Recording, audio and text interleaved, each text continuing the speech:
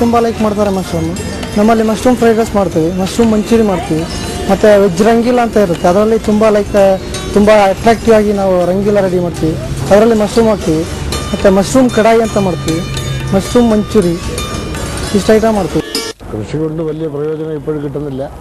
വേറെ ഏതെങ്കിലും കൃഷി സംബന്ധമായ പരിപാടി ഉണ്ടെങ്കിൽ അതിൽ നിന്ന് പ്രയോജനം കിട്ടുമെങ്കിൽ അതിലേക്ക് മാറിപ്പോകാമെന്നുള്ള പ്രതീക്ഷയിലാണ് ഇതിലേക്ക് വരാൻ താല്പര്യം കാണിക്കുന്നത്. എത്രത്തോളം വിപുലീകരിക്കാനുള്ള സംവിധാനം ഉണ്ടാകും അത്രത്തോളം ചെയ്തെടുക്കാനുള്ള ബേസിക് സെമിനാർ നടത്തുന്നു. ഈ ബേസിക് സെമിനാറിൽ കൂൺ കൃഷിക്ക് ആവശ്യമായ സാഹചര്യങ്ങൾ അനുകൂലമായ എന്തെല്ലാം കാര്യങ്ങൾ ಹೀಗೆ ಪೌಷ್ಟಿಕಾಂಶ ಇರೋದ್ರಿಂದ ತುಂಬಾ ಆರೋಗ್ಯಕ್ಕೆ ಒಳ್ಳೆಯದು ಅಂತ ನನ್ನ ಅನಿಸಿಕೆ.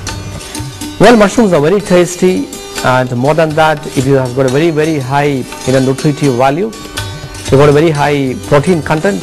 So in that way, mushrooms must definitely be taken by everybody. ನನಗೆ ಮಶ್ರೂಮ್ ಅಂದರೆ ತುಂಬ ಇಷ್ಟ.